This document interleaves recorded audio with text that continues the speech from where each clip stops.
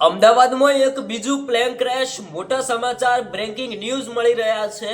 મુંબઈથી અમદાવાદ આવી રહેલું પ્લેન ક્રેશ થઈ ગયું। આ પ્લેનની અંદર કુલ 135 લોકો સવાર હતા અને ઘટના સ્થળે જ 133 લોકોનું અવસાન થઈ ગયું। આ પ્લેનની અંદરથી કુલ 2 લોકો જ બચ્યા। મિત્રો, અમદાવાદ એરપોર્ટથી 2.5 કિલોમીટરના અંતર વચ્ચે આ પ્લેન મુંબઈથી જેવું અમદાવાદ તરફ લેન્ડ થઈ રહ્યું હતું।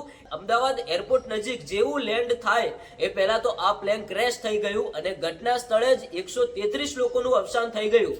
એક મોટા સમાચાર મળી રહ્યા છે। આ વિડીયો તમે ધ્યાનથી સાંભળતા જજો, કારણ કે જેવી રીતે અમદાવાદથી લંડન જઈ રહેલું પ્લેન જે મેઘાણીનગર વિસ્તારની અંદર ક્રેશ થયું હતું, એમાં કુલ 260 થી પણ વધારે લોકો અવસાન પામ્યા હતા।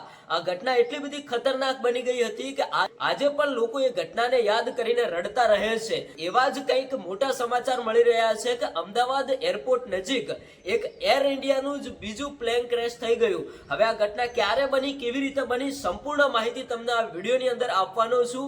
વિડીયો ધ્યાનથી સાંભળતા જજો। આજે ઘણા બધા લોકોને નથી ખબર અને એ એવું કહી રહ્યા છે કે અમદાવાદની અંદર એક જ પ્લેન ક્રેશ થયું છે, પણ ના મિત્રો, એવું નથી। અત્યારે હાલ જે એક મોટા સમાચાર મળી રહ્યા છે કે આ ઘટના પણ એટલી બધી જ ખતરનાક હતી કે જેવી રીતે મેઘાણીનગરમાં પ્લેન ક્રેશ થયું હતું। તો ચલો મિત્રો, જાણીએ કે આ પ્લેન ક્રેશ કેવી રીતે થયું, ક્યારે થયું। આજે ઘણા બધા લોકોને નથી ખબર। કુલ ભાઈ 133 લોકો ઘટના સ્થળે જ અવસાન પામ્યા હતા। તો ચલો દર્શક મિત્રો, આપણે વિડીયોની શરૂઆત કરીએ। હવે વાત કરીએ કે શું તમને ખબર છે કે અમદાવાદમાં એક એવું પ્લેન ક્રેશ થયું હતું, 135 માંથી 133 લોકોના જીવ ગયા હતા। ના મિત્રો, આજે આ વાતની ઘણા બધા લોકોને નથી ખબર। તો નમસ્કાર મિત્રો, આપણે વિડીયોની શરૂઆત કરીએ। આજે આપણે વાત કરીશું અમદાવાદના ઇતિહાસની સૌથી દુઃખદ હવાઈ દુર્ઘટનામાંની એક એવી ઘટના, ઇન્ડિયન એરલાઇન ફ્લાઇટ IC-113 ની। હા મિત્રો, તારીખ હતી 19 ઓક્ટોબર 1988 ના રોજ સવારે લગભગ 6 વાગ્યાની આસપાસ મુંબઈ એરપોર્ટ પરથી ઇન્ડિયન એરલાઇન બોઈંગનું 737 વિમાન અમદાવાદ માટે ઉડાન ભરે છે।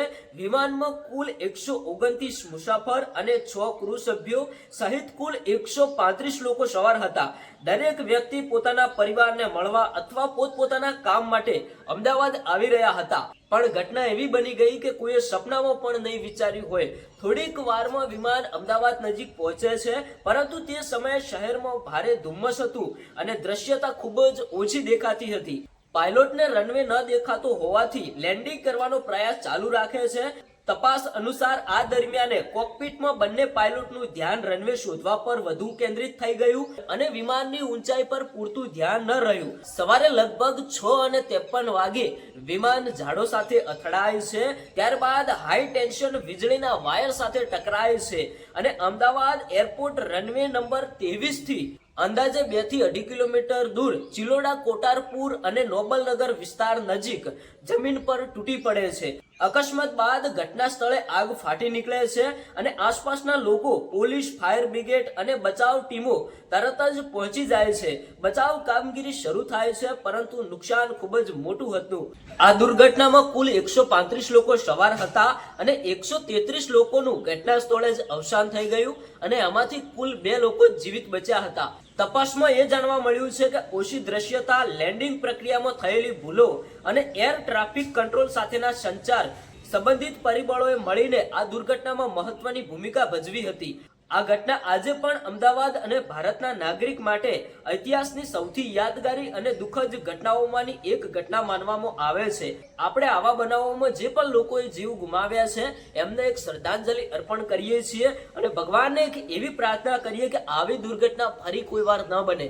હવે મિત્રો, આ હતું અમદાવાદનું એક પ્લેન ક્રેશ, જે ભાઈ આ મેઘાણીનગરમાં પ્લેન ક્રેશ થયું એના કરતા પણ પહેલા થઈ ચૂક્યું છે। હવે ઘણા બધા લોકોને આ પ્લેન ક્રેશની કોઈ ઘટના કે કોઈ પણ રીતે યાદ નહોતું। હવે વાત કરીએ કે આ ઘટના ક્યારે બની। તો ભાઈ, આ ઘટના મેં તમને જે તારીખ બતાવી, 19 ઓક્ટોબર 1988 ના રોજ લગભગ 37 થી 38 વર્ષ પહેલા આ પ્લેન ક્રેશ થયું હતું અને આજે ઘણા બધા લોકોને નથી ખબર કે અમદાવાદની અંદર એક આવી પણ એક મોટી દુર્ઘટના બની ચૂકી છે, જેમાં 135 લોકોમાંથી કુલ 133 લોકોએ જીવ ગુમાવ્યા હતા। જે ભાઈ મેઘાણીનગર વિસ્તારની અંદર એર ઇન્ડિયાનું પ્લેન ક્રેશ થયું એમાં કુલ 260 થી પણ વધારે લોકોએ જીવ ગુમાવ્યા હતા.